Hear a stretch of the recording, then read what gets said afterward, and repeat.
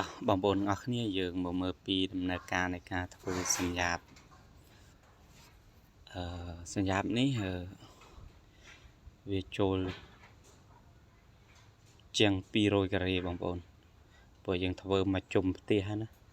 តាំងពីមុខជាហៀងហើយដល់ខាងក្រោយទៀតបងប្អូនគឺធំមែនទែនហើយចំពោះការធ្វើរបស់យើងគឺធ្វើយកមិនហាប់ណែនល្អណាបងប្អូនដែលយើងប្រើខ្វែងវា30 ទាំងអស់ណាបងប្អូនសម្រាប់ឆ្អឹងទ្រសង្កសីបងប្អូនហើយយើងប្រើដេកនេះគឺកម្រាស់ម៉ាលី2ព្រោះសម្រាប់ការធ្វើសម្យាបយើងប្រើត្រឹមម៉ាលី2គឺស្អាតទេបងប្អូនប៉ុណ្ណឹងបងប្អូនមានបងប្អូនខ្លះគាត់ចង់បានដល់ម៉ាលីកន្លះក៏បានដែរបងប្អូនតែតម្លៃដេកអាចខុសគ្នាមកដើម2-3ប៉ុនតាមប្រភេទដេកណាបងប្អូនអានេះចំពោះតម្លៃហើយចំពោះការធ្វើនេះដែរគឺម្ចាស់ផ្ទះគាត់ទិញអីវ៉ាន់ខ្លួនឯងណាបងប្អូនគាត់រកខ្ញុំទៅធ្វើជាជាងដើម្បីតឡើងទៅលើហើយដូចដំបូលលើនោះគឺត្រូវដកចេញដែរបងប្អូនព្រោះកាលមុនគាត់ធ្វើដំបូលឈើណាបងប្អូនដំបូលឈើទៅវាពុកវាផុយអស់រយៈពេលតែ 4-10 ឆ្នាំគឺឈើស៊ូនៅរាំងយ៉ាប់បន្តិចហើយបងប្អូនត្រូវការជួសជុលដូរថ្មីឥឡូវយើងដូរមកដាក់ដេកម្ដងហើយធ្វើនេះគឺយកមកហាប់ណែនល្អមកហ្នឹងព្រោះត្រូវបាញ់ជាងជុំវិញទាំងអស់បងប្អូនជាងបាញ់ពីមុខដល់ក្រោយដែរអានេះយើងចាប់ផ្ដើមដល់រាយដេកខាងលើហើយបងប្អូនចិត្តបានបាំងហើយចំពោះការធ្វើនេះដែររាំងយូរដែរបងប្អូនដោយសារមានតែខ្ញុំក្មួយម្នាក់ហើយនឹងម្ចាស់ផ្ទះពួកគាត់អត់ដែលធ្លាប់ធ្វើដែរពេលខ្លះសម្បីតែដេកពិបាកបងប្អូនយើង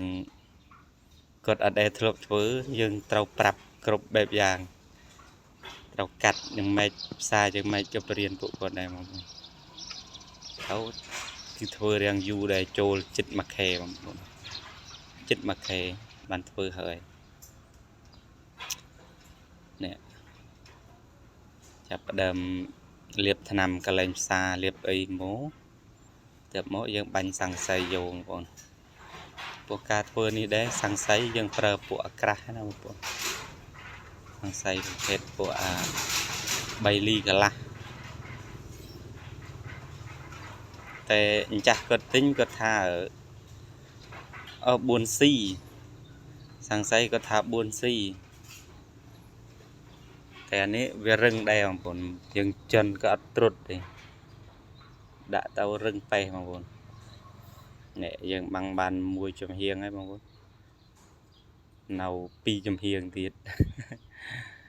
បាន1 ចំហៀងខាងមុខនេះ1 ចំហៀងខាងជើងហើយនឹងខាងលិចព្រោះខាងលិចគាត់ធ្វើគ្របផ្ទះបាយចាស់របស់គាត់ដែរបងប្អូន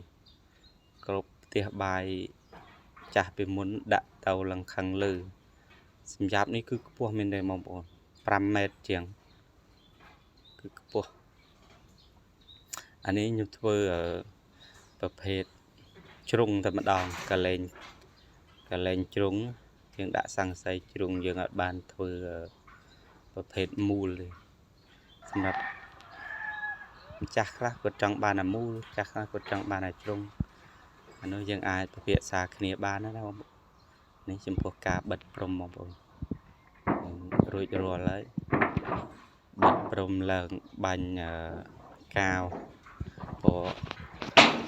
បាញ់ពេលខ្លះក៏ខុសដែរបងប្អូននេះបងប្អូនចំពោះការបិទព្រំខ្ញុំធ្វើរបៀបនេះណាបងប្អូនសម្រាប់បងប្អូនយល់យ៉ាងណាដែរបងប្អូនយើងធ្វើអញ្ចេះណាតែបន្ទាប់ពីយើងបាំងហើយយើងសួរម្ចាស់ផ្ទះសួរម្ចាស់អីពេលដែលភ្លៀងមានលិចមានអីអត់គាត់ថាអត់ទេបងប្អូន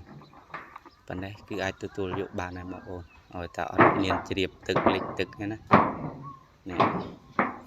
ហើយសម្រាប់បងប្អូនដែលចង់ត្រូវការតសញ្ញាបតអីបងប្អូនអាចទាក់ទងមកខ្ញុំបានណាខ្ញុំអាចធ្វើជូនបានបងប្អូន